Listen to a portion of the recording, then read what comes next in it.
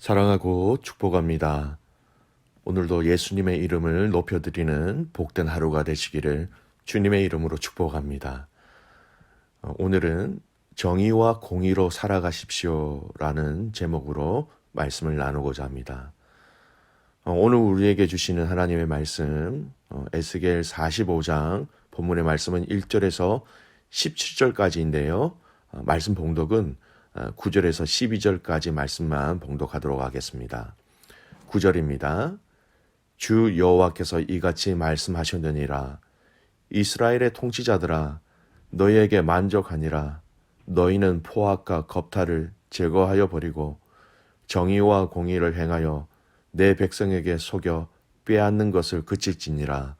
주 여호와의 말씀이니라.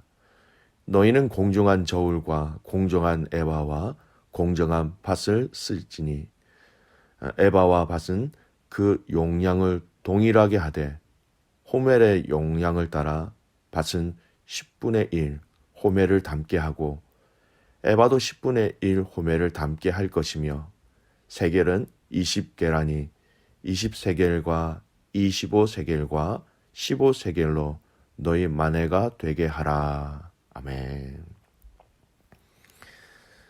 하나님은 에스겔에게 이스라엘의 회복을 선포하시면서 그 회복의 내용이 이제는 점점 추상적인 것에서 벗어나서 좀 더 구체적으로 말씀을 통해 우리는 확인하고 있습니다.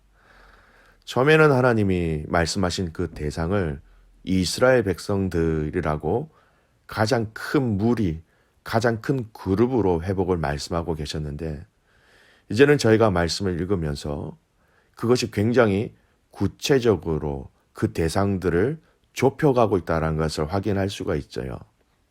어제 말씀에 보면 제사장 그리고 레위인들에게 다시 돌아갔을 때에 그들이 해야 할 일과 하지 말아야 할 일들을 정확하게 말씀하고 계십니다. 이스라엘 백성들에게서 조금 더 이제는 구체적인 대상으로 지목하고 계신 것을 볼 수 있습니다. 그들이 지켜야 할 것, 하지 말아야 할 것들을 말씀하셔서 회복된 성전과 그곳에서 마땅히 지켜야 할 레위인들과 제사장들의 직무와 그 사명을 명령하신 것이지요. 오늘 에스겔서 45장 말씀 읽지는 않았지만 1절에서 8절까지의 말씀도 동일한 의미가 있습니다. 먼저 1절에서 8절까지 말씀을 잠깐 보고 오늘 읽은 본문으로 말씀을 전하도록 하겠습니다. 1절에서 8절까지의 말씀은요, 이런 내용입니다. 이제 이스라엘이 그 땅으로 다시 돌아갔을 때에 그곳에서 이제 새롭게 정착하게 될 것인데 정착하게 될 그 땅의 분배에 대해서 말씀하시는 겁니다.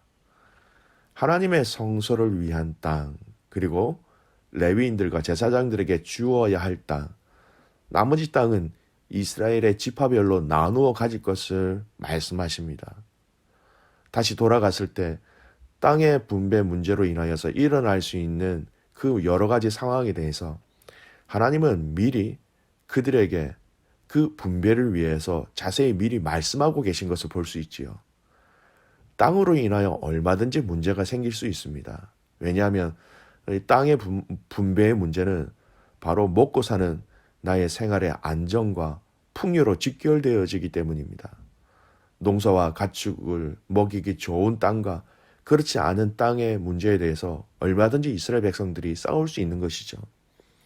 이러한 모든 문제에 앞서 하나님은 하나님의 성소를 위하여 그리고 이스라엘 성전을 섬기는 이 레위인과 제사장들을 위해서 먼저 그 땅을 분배할 것을 말씀하십니다. 하나님의 것을 하나님께 먼저 드림으로 하나님을 기억하고 하나님을 섬기는 삶을 살 것을 말씀하고 계신 것이죠. 읽지 않은 이 1절에서 8절까지의 말씀을 포함한 앞으로 남아있는 에스겔 말씀을 우리가 쭉 살펴볼 때 우리가 공통적으로 느낄 수 있는 아주 중요한 메시지가 있습니다.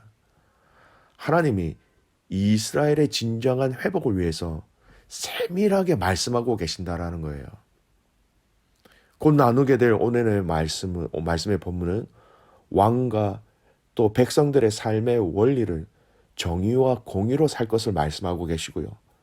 내일 본문의 말씀을 보면 또 하나님께서 이스라엘 백성들에게 약속하신 또 명령하신 그 이스라엘의 절기를 지켜야 할 것을 말씀하고 계십니다. 아주 구체적인 삶을 말씀하고 계시는 것이죠. 귀한 믿음의 가족 여러분, 하나님도 이스라엘 백성들이 다시 회복하여 이스라엘 땅으로 돌아오는 것을 원하셨고 기뻐하셨습니다.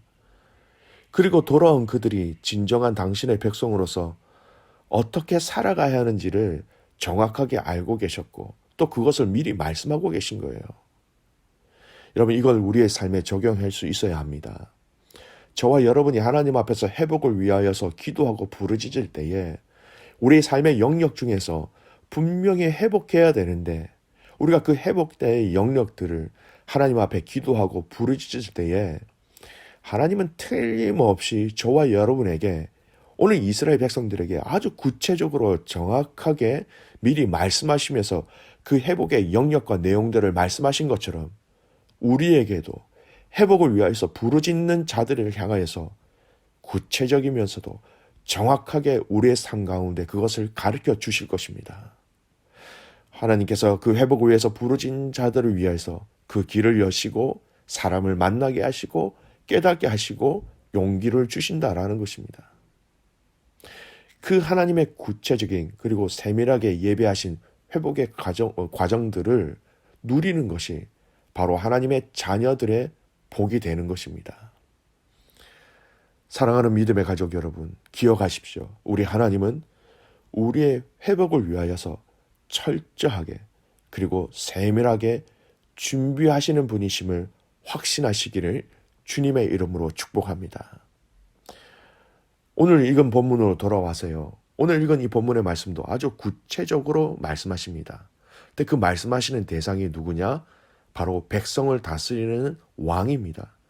왕이 어떻게 살아가야 하는가? 그의 왕의 삶을 통해서 백성들의 삶도 이렇게 가야 된다라고 말씀하고 계신 것이죠. 9절 말씀을 보겠습니다. 주 여호와께서 이같이 말씀하셨느니라. 이스라엘의 통치자들아, 너희에게 만족하니라.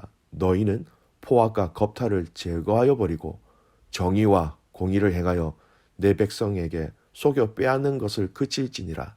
주 여호와의 말씀이니라.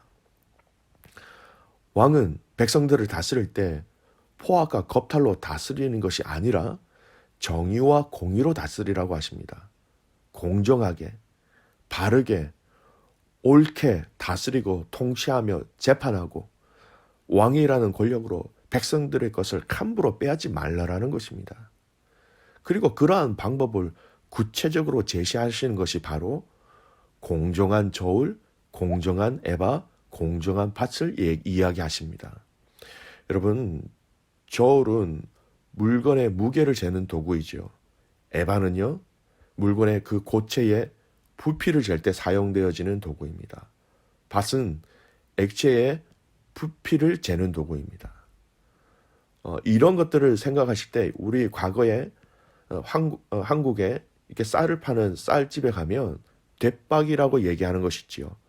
그런 것이라고 생각하시면 쉽게 이해가 됩니다. 이러한 것들을 크기를 줄이거나 늘려서 사용하지 말라라는 것입니다. 속이는 것이죠. 거짓입니다. 부정입니다.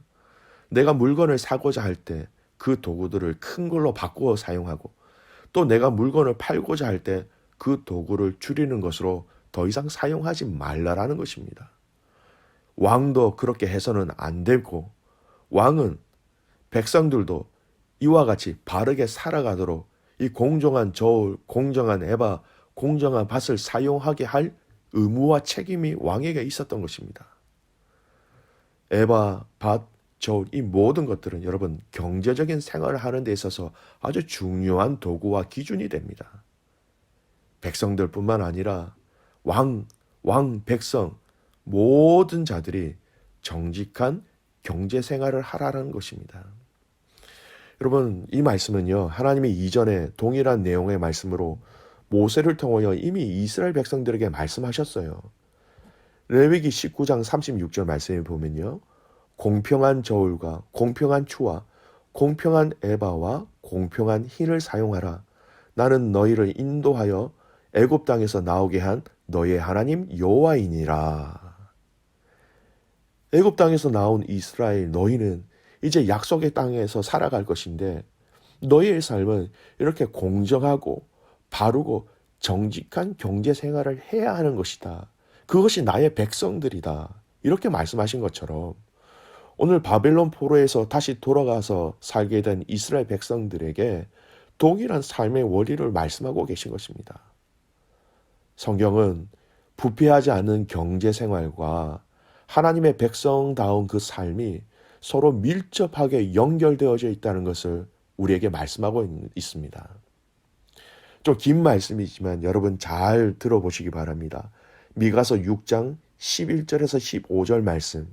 오늘 이 말씀의 전체적인 내용을 한 번 더 미가 선지자를 통해서 그 백성들에게 또 우리에게 주시는 말씀이기도 합니다. 내가 만일 부정한 저울을 썼거나 주머니에 거짓 저울추를 두었으면 깨끗하겠느냐? 그 부자들은 강포가 가득하였고 그 주민들은 거짓을 말하니 그 혀가 입에서 거짓되도다. 그러므로 나도 너를 쳐서 병들게 하였으며 내 죄로 말미암아 너를 황폐하게 하였나니 네가 먹어도 배부르지 못하고 항상 속이 빌 것이며 네가 감추어도 보존되지 못하겠고 보존된 것은 내가 칼에 붙일 것이며 네가 씨를 뿌려도 추수하지 못할 것이며 감람 열매를 밟아도 기름을 내 몸에 바르지 못할 것이며 포도를 밟아도 술을 마시지 못하리라.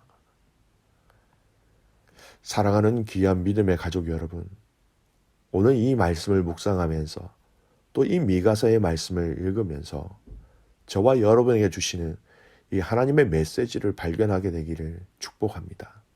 재정, 돈, 물질, 여러분 우리에게 참 많은 영향력을 주지요. 그래서 돈을 벌 때 참 많은 유혹이 있습니다. 돈에 대한 유혹요? 저 역시 받습니다. 아니, 모든 사람이 다 그 유혹을 받게 됩니다. 그러나 여러분, 부정이 시작되면 부정의 굴레 속으로 우리는 말려 들어가게 됩니다. 강포가 가득하고 거짓말을 하게 되고, 하지만 그 굴레 속에 들어가면 오늘 미가서 말씀은 노력하고 힘을 써도 배부르지 않고 항상 속이 비어있고 씨를 뿌려도 추수하지 못하고 얻지 못할 것이다 라고 말씀하고 계십니다. 하지만 여러분 기억하십시오.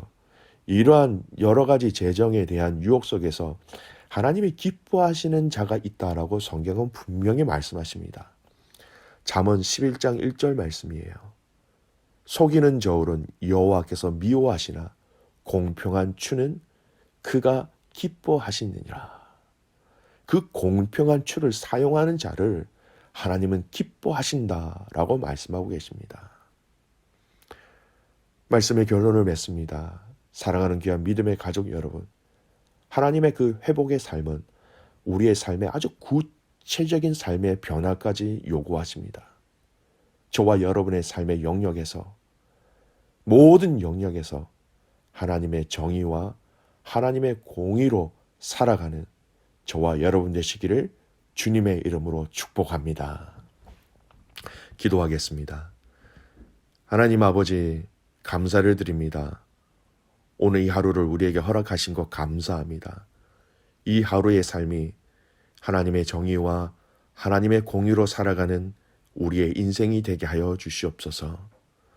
재정뿐만 아니라 우리에게 다가오는 여러 가지 유혹과 그 환경 속에서 하나님의 정의, 하나님의 공의를 기억하게 하시고 바르고 정직하게 살아갈 수 있도록 주님 축복하여 주시옵소서.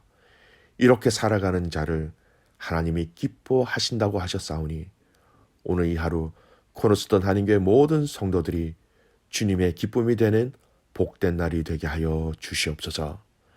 그렇게 행하신 하나님을 신뢰하며 살아계시는 예수님의 이름으로 기도드리옵나이다. 아멘.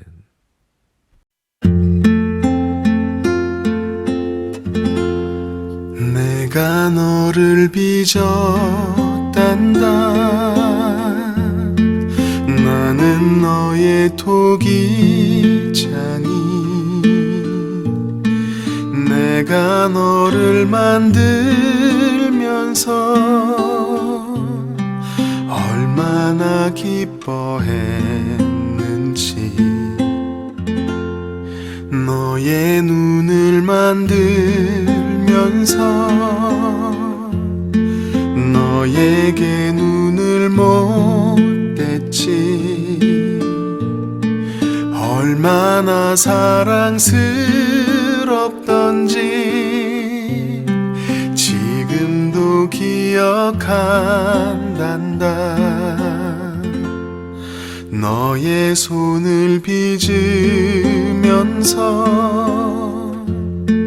하나하나 세어봤지. 이 세상 너밖에 없는 지문을 넣어주면서 너의 심장을 빚으며 호흡을 불어넣어주었지. 너의 첫 심장 소리를 들은 그날을 잊을 순 없지.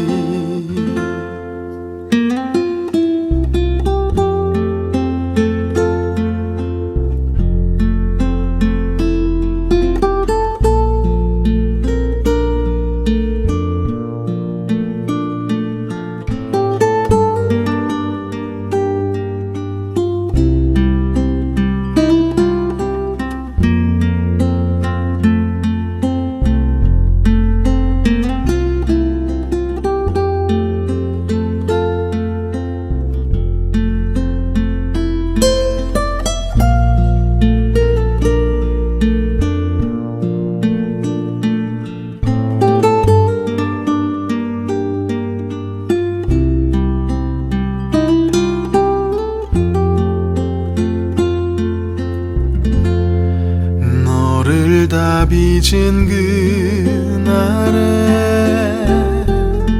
누구에게 널 맡길지 한참을 돌아본 후에 너를 보낼 수 있었지. 오늘 내가 널 바라보는 마음은 어떨 것 같니? 나는 널 단 한순간도